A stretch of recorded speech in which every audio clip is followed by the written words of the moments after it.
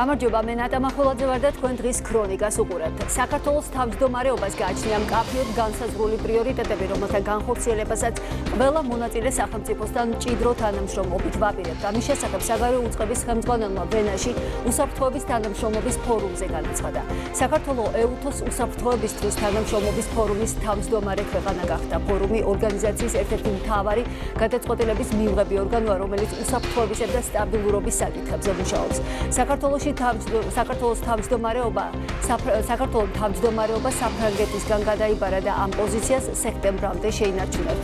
საგარეო კუთხით ზუსტი პოზიციონირების პარალელურად ქვეყნის შიგნით სამთავრობო გუნდის სამართლებრივი კოორდინაციას აძლიერებს. სამართალდამცავი ორგანოების კოორდინაციის საკითხებში სახელმწიფო მინისტრი მამუკა მდინარაძე, სახელმწიფო უსაფრთხოების სამსახურის უფროსი გეკა გელაძე, შინაგან საქმეთა მინისტრი სულხან თამაზაშვილი საკადრო ცვლილებებზე პროცესი საკანონმდებლო ორგანოში იწყება.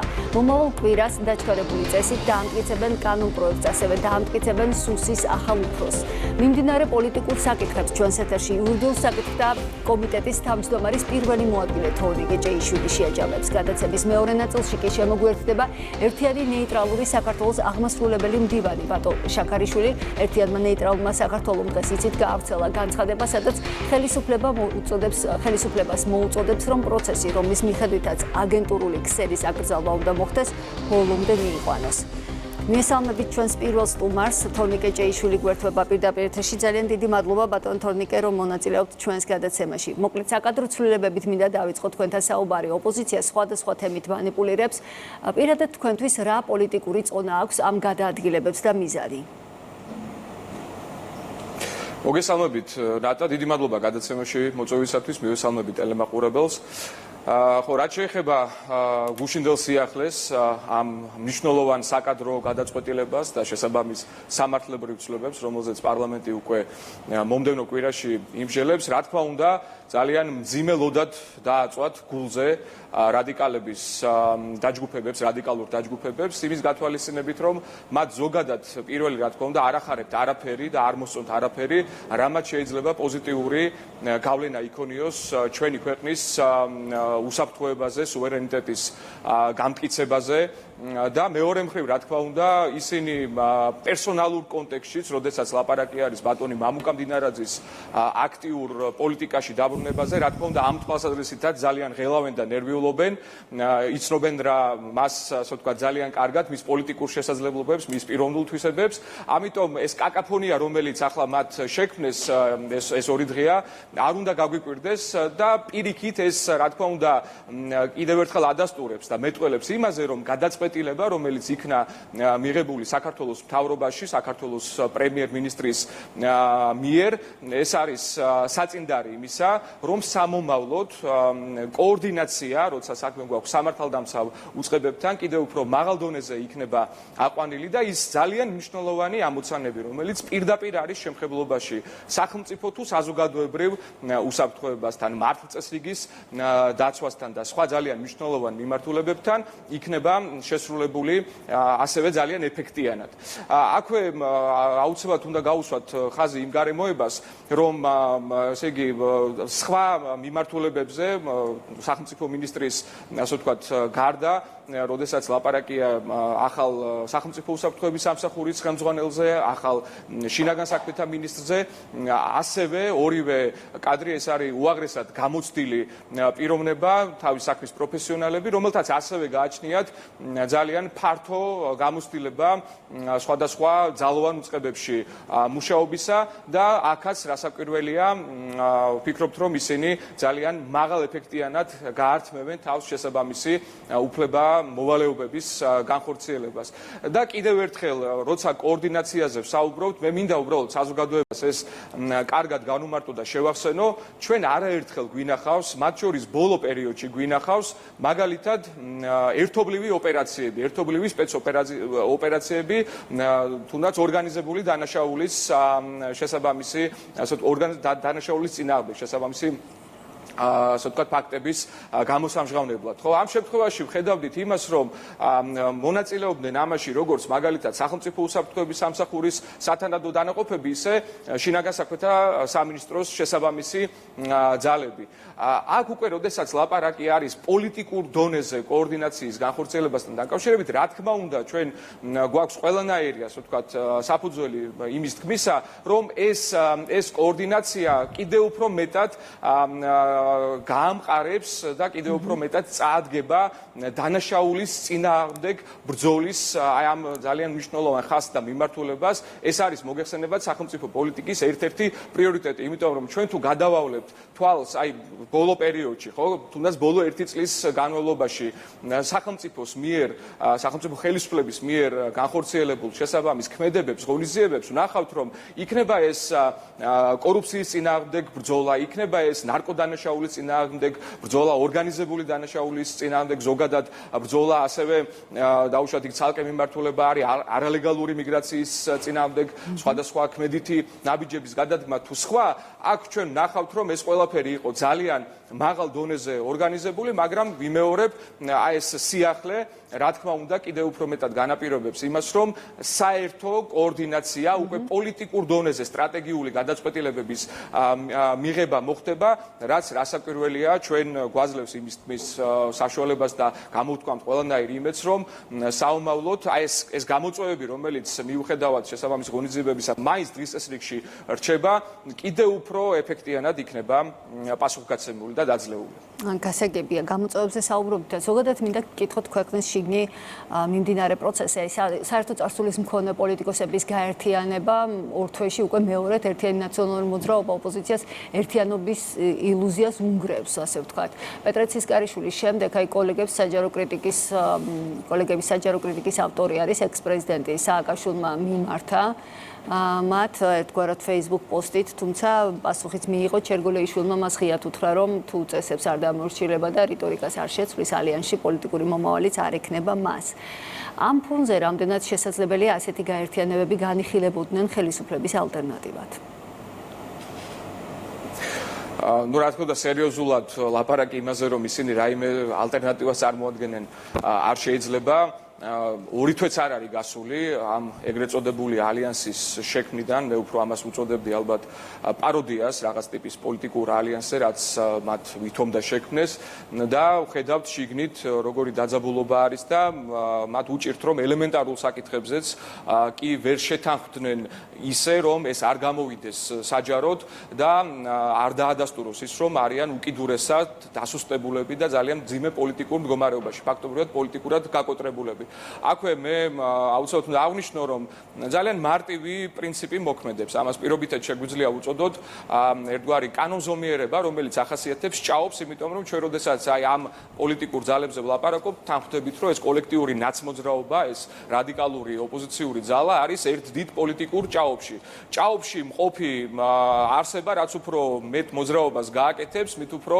დაჩქარდება მისი სვლა ფსკერისკენ მისი ჩაძირვა და სწორედ აი ამ პროცესს ვადევნებთ ახლა ჩვენ თავს რაც უფრო მეტად ცდილობენ ისინი რომ ისაუბრონ საომავლო გეგმებზე რაც უფრო მეტად ცდილობენ ისინი რომ კიდევ ერთხელ შეაყარონ საზოგადოებას თვალში ნაცარი მით უფრო დიდ შეცდომებს უშვებენ და მით უფრო მეტად ავლენენ საკუთარ პოლიტიკურ აბსოლუტურ უნარობას ასე რომ რასაკვირველია ხა თქვენი კითხვის პასუხად და თქვენი კითხვის პათოსს თუ დაუბრუნდებით მგონია რომ ჩვენი კომენტარიც კი ზედმეტი არის იმიტომ რომ ჩვენი ხალხი ქართული საზოგადოება ძალიან კარგად აფასებს იმ ყველაფერს რაც ახლა ტრიალებს რადიკალთა რიგებში და ეს პოლიტიკური განაჩენი მათ პრინციპში უკვე საზოგადოებამ რამდენჯერმე გამოუტანა უბრალოდ ახლა ეს არის ბოლო ეტაპი პოლიტიკური დაისისა როდესაც უკვე სამართლებრივადაც მათ შორის უნდა გაფორმდეს ის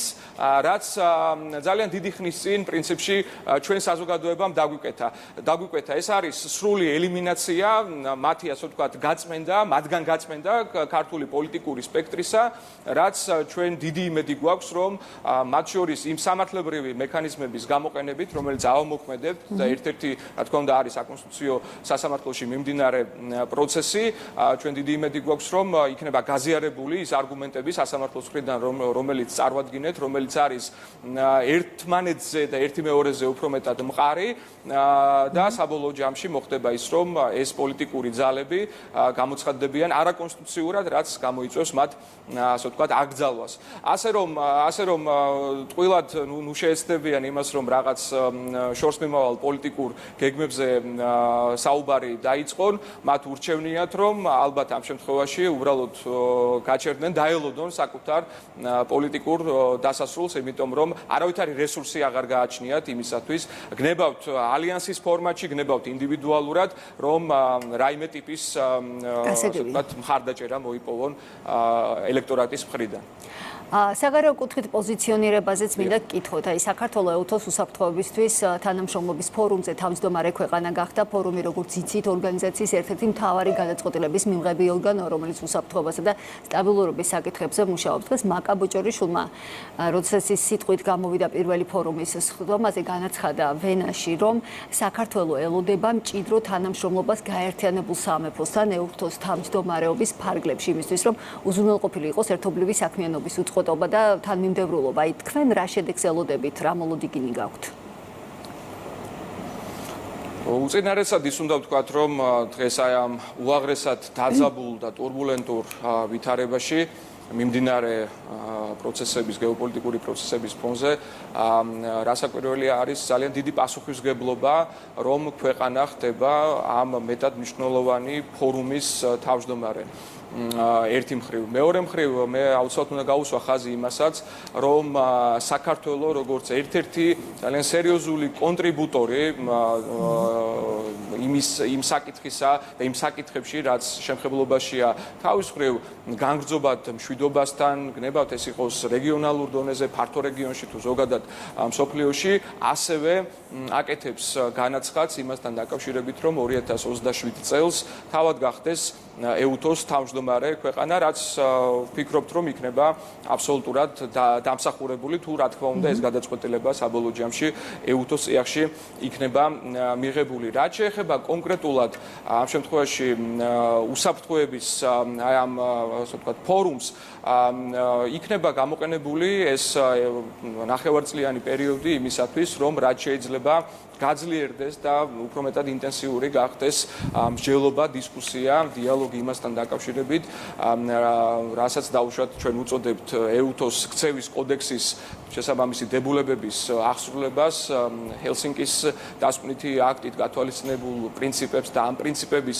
ერთგულებას, ასევე რა თქმა უნდა ძალიან მნიშვნელოვანი არის აი მიმდინარე ომების ფონზე, აი ამ შეერაღებულ კონფლიქტებში ადამიანის უფლებათა დაცვის მიმართულება და ესეც იქნება ერთ-ერთი პრიორიტეტი, რომელზეც გამახვილდება ყურადღება საქართველოს სახელმწიფოს მხრიდან და ამ შემთხვევაშიც რა თქმა უნდა ჩვენ არ უნდა გამოგჩეს ხედველობიდან მათ შორის მოწყვლადი ჯგუფების უფლებრივი მდგომარეობა. მოკლედ საკმაოდ სერიოზული გეგმები გვაქვს იმისათვის, რომ ჩვენ არამხოლოდ რაღაცა ფორმალურ დონეზე გავატაროთ თავმჯდომარეობის ეს პერიოდი, არამედ რეალური შედეგები და რაღაცა წინსვლა, ასე ვთქვათ, ვაჩვენოთ ეუთოს წევრ სახელმწიფოებს აი ამ ძალიან მნიშვნელოვან პრიორიტეტულ საკითხებთან მიმართებით და მე მაქვს იმედი იმისა, რომ ჩვენი ძალისხმევა ადეკვატურად იქნება შეფასებულიც და დაფასებულიც ეუთოს მიერ, ეუთოს წევრი სახელმწიფოების მიერ, იმიტომ რომ თუნდაც ეს მიმდინარე ომი უკრაინაში, ეს დაძაბულობა სპარსეთის ყურეში, ახლო აღმოსავლეთში, რა თქმა უნდა ძალიან სერიოზულ გამოწვევებს აჩენს და დღეს აი ეს კეთილინება, რომელიც მათ შორის საქართველოსთან რა თქმა უნდა მომდინარეობს, ბუნებრივია, უნდა იყოს სათანადოდ გაგებული და შესმენილი შესაბამისი სახელმწიფოების მხრიდან. თქვენ საუბრობთ სწორ კომუნიკაციაზე, სწორ პოზიციონირებაზე, ზოგადად საერთაშორისო ასპარეზზე, მაგრამ იმ გზავნილებიდან გამომდინარე, მაგალითად, რაც ევროკავშირის უმაღლესმა წარმომადგენელმა კაია კალასმა საქართველოსთან მიმართებაში გააჟღერა რა, დასკვნების გამოტანა შეიძლება იგივე სანქციების პოლიტიკასთან მიმართებაშიც, როგორც იცით კალასის თქმით, სანქციებს შეეხებიან მაშინ, როცა ევროკავშირის ქვეყნების ყველა მთავრობა შეიკრიბება. მე ვფიქრობ, რომ სანქციებზე საუბარი უკვე თვითონაც ხვდებიან, რომ არის აბსოლუტურად უშედეგო მათთვის, ვინაიდან ის მცდელობა ინსტრუმენტალიზაციისა სანქციების, რომელიც მათ ჰქონდათ, ხედავენ, რომ ამ შემთხვევაში არ ამართლებს.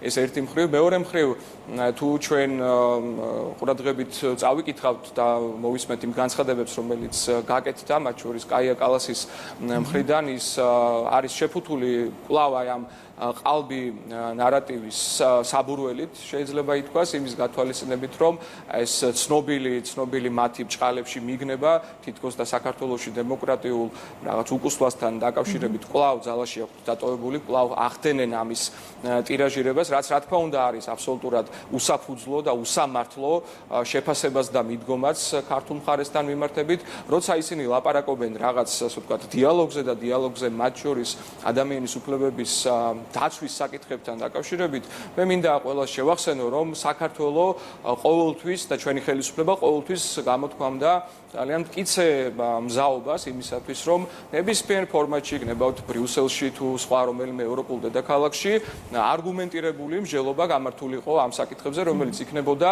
რა თქმა უნდა, ფაქტებზე დაფუძნებული და არა რაღაცა სრულ აღქმებზე. იმასაც შევახსენებ ჩვენ საზოგადოებას, რომ გასული წლის შემოდგომაზე თუ არ ვცდები, ნოემბრის თვე იყო, თავად ბრიუსელმა, თავად ევროკავშირმა ბოლო მომენტში შეცვალა გადაწყვეტილება და ფაქტობრივად მომზადებული ფორმატი აი ამ დიალოგისა გაურკვეველი ვადით გადადო. ამიტომ ეხლა თუ კი ისინი გულწრფელები არიან ამ განცხადებაში, თუ კი მათ რეალურად ამოძრავებთ სურვილი რაღაც, ასე ვთქვათ, დიალოგში შემოსვლისა, ძალიან კარგად იციან, რომ საქართველოს ხელისუფლება უმაღლეს სახელისუფლებო დონეზე არის მზად ამ ასე ვთქვათ, მსჯელობისათვის, რა თქმა უნდა, კიდევ ერთხელ არგუმენტებზე დაფუძნებით. ძალიან დიდი მადლობა ჩვენს ეთერში თორნიკე ჭეიშვილი, იურიდიულ საკითხთა კომიტეტის თავმჯდომარის პირველი მოადგილე საუბრობდა. ეხლა კი შემოგვიერთდა ბატო შაქარიშვილი, ერთიანი ნეიტრალური საქართველოს აღმასრულებელი მდივანი. ძალიან დიდი მადლობა, რომ გამონახეთ დრო და მონაწილეობთ ჩვენს გადაცემაში. მოგეთხოვთ, თქვენმა პარტიამ გაავრცელა განცხადება. ეხაც ბატონი თორნიკე საუბრობდა კაია კალასის განცხადებასთან მიმართებაში. აი მაშინ, როდესაც უმაღლესი წარმომადგენლისგან ასეთი განცხადებები გვესმის, პრეტენზიები, რომ ოპოზიციური პარტიების შევიწროვება ხდება. ამ მხრივ, ამ კუთხით პროცესების გააქტიურება, როდესაც მაგალითად თქვენ ითხოვთ რა აგენტურული ქსელის აკრძალვას, უბრალოდ ნაციონალური მოძრაობის აკრძალვას, როგორ აისახება პოლიტიკურ სურათზე, განსაკუთრებით საგარეო მიმართულებით? პირველ რიგში უნდა ითქვას, რომ ეს არ არის ისინი არ წარმოადგენენ ოპოზიციას. ეს არის უცხოური აგენტურა, რომლის შენარჩუნებაც ქართულ პოლიტიკაშიც აქამდე სამწუხაროდ სწორედ გარე ძალების ჩარევის შედეგად მოხდა. დღეს ჩვენს ქვეყანას სასიცოცხლოდ ჭირდება შიდა პოლიტიკური სტაბილურობა. იმისათვის, რომ თუ ჩვენ გვინდა ეფექტიანად გავუმკლავდეთ საგარეო საფრთხეებს, ქვეყნის შიგნით გვჭირდება სტაბილურობა და თუ გვინდა, რომ ჩვენი ქვეყანა განვითარების ახალ საფეხურზე გადავიყვანოთ, ეს არის ერთ-ერთი აუცილებელი პირობა, რომ ქვეყანაში აგენტურული ქსელი პოლიტიკიდან მათი განკვეთა მოხდეს, პოლიტიკიდან მათი განდევნა მოხდეს. სხვანაირად შეუძლებელია, ეს არ არის ჩვენი რაღაც პროგნოზი და სუბიექტური შეფასება, ეს აჩვენა თუნდაც განვლილმა 13 წელიწადმა, რომელიც მოიცავდა კოჰაბიტაციას, რაღაც შერიგების, ერთიანობის მცდელობას, მაგრამ ამ ყველაფრის ნაცვლად ჩვენ ვნახეთ, რომ 13 წელიწადია კოლექტიური ნაცმოძრაობა, ანუ აგენტურული ქსელი, მიუხედავად იმისა, რომ მათ აღარ აქვს სახელისუფლებო ბერკეტები და სახელისუფლებო ძალაუფლება, მაინც აგრძელებენ და ახერხებენ, რომ ზიანი მიაყენონ ჩვენს ქვეყანას, ჩვენი ქვეყნის ინტერესებს, საზოგადოებას და შეაფერხონ ჩვენი ქვეყნის განვითარება. ამიტომ მართალია ეს დაგვიანებულია, მაგრამ დღეს უკვე ეს არის სასიცოცხლო ამოცანა, რომ ერთხელ და სამუდამოდ არა მხოლოდ პოლიტიკური შეფასების ნაწილში, არამედ სამართლებრივადაც მოხდეს მათი საქმიანობის შეფასება და მათი აკრძალვა საზოგადოებრივი პოლიტიკური ცხოვრებიდან. წინააღმდეგ შემთხვევაში რატომ მიგაჩნიათ, რომ ამ პროცესის გადადება ხელს შეუშლის, საფრთხეს შეუქმნის ქვეყნის სტაბილურობას და ზოგადად რა ნაბიჯებს ელოდებით ხელისუფლებისგან ამ შემთხვევაში?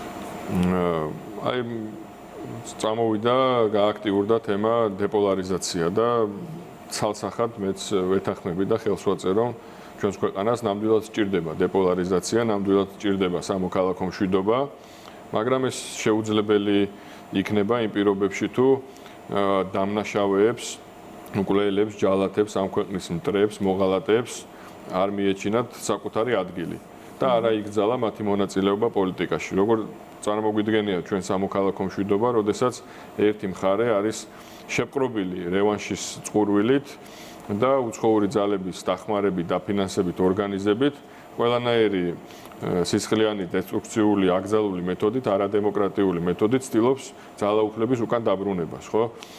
მოლოტოვის კოქტეილს ესვლის პარლამენტის შენობას, ცოცხლადწვავს პოლიციელებს, აუცი მოკლით და ტყუის როლით ემუქრება ყველას, ვინც მათ აზრზე არ არის, ანუ ამ სისხლიან სცენარში არ მონაწილეობს. ასეთ ვითარებაში როგორ უნდა მოხდეს დეპოლარიზაცია? რით დაიძლევა როგორ ფიქრობთ ეს დეპოლარიზაცია, ისე რომ რეალურად იყოს ეს ყველაფერი ეფექტური? ნებისმიერი საერთაშორისო კრიზისის ფონზე თუ ახალი კონფლიქტების ფონზე ეს ძალები, ეს ჯგუფები ყველაფერს აკეთებენ, რომ იქნება ეს ირანის ომი, იქნება ეს უკრაინის ომი, რამენაირად ცეცხლი გადაედოს ქვეყანას. ეხლა ეს ხო რაღაცა ჩემი სუბიექტური შეფასება არ არის, ჩვენ ვიხილეთ კონკრეტული განცხადებები, აი უკრაინის ომი თუ 3-4 წელიწადი გავიდა და გაჯდა ყურში, ესე ვთქვათ, მათი განცხადებები და მათი რიტორიკა, ირანის ომი ავიღოთ, ხო, როდესაც არაერთი აი ამ აგენტურული ქსელის წარმომადგენელი, ვის გასამართლებას დასჯას ჩვენ ვითხოვთ, ისხდნენ და პირდაპირ მოუწოდებდნენ ირანს, რომ საქართველოს ტერიტორია დაებომბა, საქართველოს ტერიტორიაზე განეხორციელებინა თავდასხმა და ამას უყურებთ ხო ჩვენ ცოცხალ რეჟიმში. ამიტომ თუ ჩვენი ამოცანა რა იყო, როდესაც პროკურატურაშიც განცხადება შევიტანეთ პარტია ერთიანმა ნეიტრალურმა საქართველოს იმ დროისთვის საზოგადოებრივ მოძრაობამ, პრევენცია მოგვეხდინა. ხედავთ, იქ არის უამრავი მასალა, ის რაც ჩვენ შეგვეძლო საჯარო წყაროები და არხებით მიგვეწოდებინა, შემდეგ ამას დაემატა გამოძიება, მტკიცებულებები, ბრალის წარდგენაც მოხდა გარკვეული ადამიანების მიმართ, აგენტურული ქსელის წარმომადგენლების მიმართ, ასევე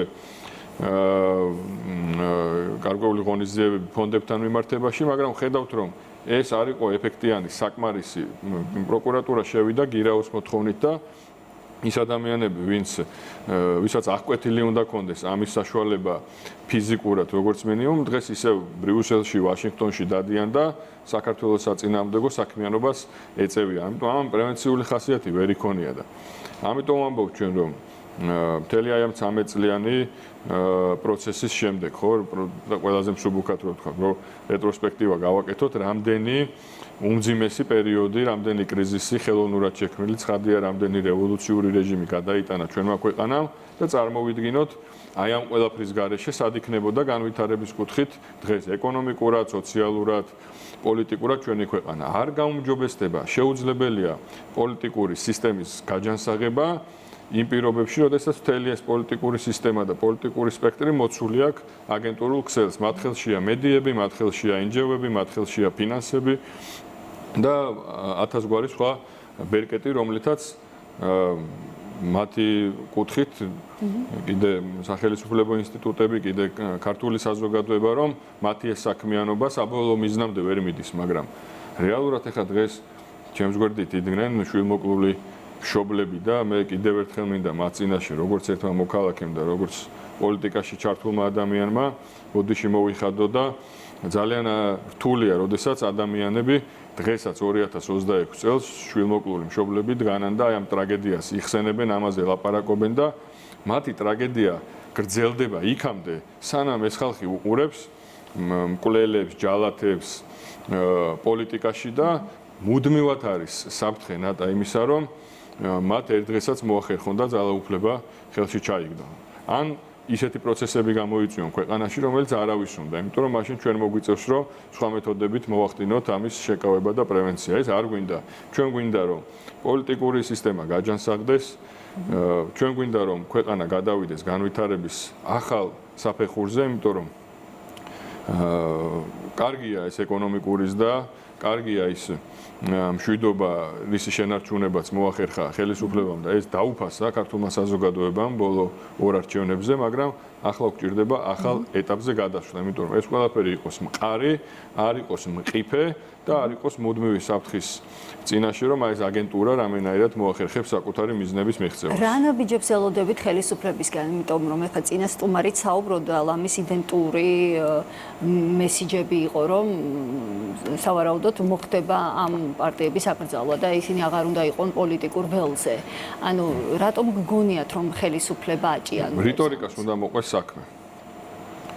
კარგია, იგივე ევროკავშირთან მიმართებაში ხელისუფლება იგივეს აკეთებს, რომ გამოდის, აკრიტიკებს, აღწერს იმ უმძიმეს ვითარებას, რაც ევროკავშირშია და განცხადების ბოლოს დაჟინებით აცხადებს, რომ ევროკავშირისკენ მიისწრაფის და აი ამ უსწრლის პირას მყოფ გაერთიანებაში აუცილებლად გააწევრიანებს ქვეყანას. ეს აი ამას გავს, იმიტომ რომ ყოველთვის რაღაც ეს პროცესები იწყება, თითქოს ხელისუფლებას ეტყობა რაღაც ნიშანი, რომ მოქმედებს იმისათვის, რომ ერთხელ და სამუდამოდ სამართლებრივი წესრიგი დამყარდეს ქვეყანაში, მაგრამ შემდგომ გაურკვეველი მიზეზებიდან გამომდინარე, თუ შეწყვეტა არა, შეფერხება ხდება ამ პროცესების. ხო, ერთი წელიწადნახევრის წინ დასრულდა საპარლამენტო საგამოძიებო კომისია, სადაც კიდევ ერთხელ მოისმინა მთელმა ქვეყანამ და ვფიქრობ მთელმა მსოფლიომ ის უმძიმესი ისტორიები, რაც ჩვენს გვერდით ადამიანებს ათასობით და 10,000-ობით ოჯახს გადახდა თავს და ეს იყო ძალიან მცირე კიდევ იმ დანაშაულებთან მიმართებაში, რაც კოლექტიურ ნაცმოძრაობას ჩადენილი აქვს ქვეყნის და ხალხის წინაშე და ეს კომისია ხო არ შემდგარა იმისათვის, რომ აი ეს სქელტანიანი წიგნი გამოცემული იყო. ხო ეს ყველაფერი კარგად ვიცით, ეს სქელტანიანი წიგნი თავისთავად არის უკვე განაჩენი. ამიტომ არ უნდა გაიწელოს ეს პროცესი, რომ ყოველი დღე კოლექტიური ნაცმოძრაობის, ანუ აგენტურული ქსელის პოლიტიკიდან აკრძალვის გადადებული ყოველი დღე არის საფრთხის შემცველი. ჩვენი ქვეყნისთვის, ჩვენი მომავლისთვის, ჩვენი ქვეყნის სტაბილურობისთვის, ხედავთ ხო? თქვენს გადაცემაში მთელი ჩვენი დღის წესრიგი იმით არის მოცული, რა ხდება მთელ მსოფლიოში, როგორი არასტაბილური ვითარება, როგორი კონფლიქტების, ომების ვითარება. თუ ჩვენ გვინდა რომ ამ საფრთხეების წინაშე ვიყოთ ეფექტური და ეფექტიანად გაუმკლავდეთ ამ ყველაფერს, ჩვენ გვინდა შიგნით შიდა პოლიტიკური სტაბილობა, რომელიც პოლიტიკური გაჯანსაღება ახსენებთ, როგორ გესახებათ? პოლიტიკური გაჯანსაღება ახსენებთ. პირველი პოლიტიკური სისტემის გაჯანსაღების პირველი ნაბიჯი და აუცილებლად უპირო რის გარეშეც შეუძლებელია ამ მიზანს თუნდაც დაუახლოვდეთ, ეს არის აგენტურული ქსელის პოლიტიკიდან განდევნა. და ეს პოლიტიკიდან განდევნა ძალიან მრავალ ასპექტიანი არის. იმიტომ ეს არის რეალური ქართული deep state. ისინი იყვნენ ყველგან. მედიაში, პარტიებში, არასამთავრობო სექტორში, საგანმანათლებლო დაწესებულებებში, რაც არის უმნიშვნელოვანესი. ანუ მრავალმხრივი დაგვიანებულია და ქირურგიული ჩარევის გარეშე, ეხლა ჩვენ ამას ვერ უმკურნალებთ, ძალიან სწრაფი მოქმედებები ხისტი, მაგრამ სამართლიანი მოქმედებები არის საჭირო იმისთვის, რომ აი ეს ქართული deep state მისი გაგებით რაც არის, რომ ისინი იყვნენ შეზრდილი ყველა ინსტიტუტს, რომელზეც დგას სახელმწიფო მართვა და პოლიტიკა, ისინი იქიდან უნდა განიდევნონ. იმიტომ რომ ისინი წამალავენ ჩვენს ახალგაზრდებს ინსტიტუტებში. ძალიან მძიმე მდგომარეობაშია საგარეო საქმეთა სამინისტრო და არაერთი სტრუქტურა დღემდე სამწუხაროდ. არა მხოლოდ ხელისუფლების მიღმა, არამედ ხელისუფლებაში. ჩვენ ვნახეთ, რომ ათეულობით ადამიანმა, დეპარტამენტის დირექტორებმა და ელჩებმა და იმ ხალხმა, ვინც საქართველოს ეროვნული ინტერესების დაცვისთვის უნდა მუშაობდეს, ხელი მოაწერა ქვეყნის დამხობას და გადატრიალებას. ამას გულისხმობ. ამიტომ ძალიან კომპლექსური მიდგომა არის საჭირო და დრო არ ითმენს. იმიტომ რომ ქვეყანა მსოფლიოში არის ძალიან მძიმე ვითარება და ამ მძიმე ვითარებაში ჩვენ ადეკვატურები ვიყოთ და ეფექტიანად გამოვკლავდეთ ამ საფრთხეებს, გვჭირდება შიდა პოლიტიკური სტაბილურობა. გასაგებია თქვენი პოზიცია ჩვენს ეთერში ერთიანი ნეიტრალური საქართველოს აღმასრულებელი მდივანი ბატოშა ქარიშვილი საუბრობდა. ძალიან დიდი მადლობა, მე კი ამით უკვე გამშვიდობებით ხვალამდე.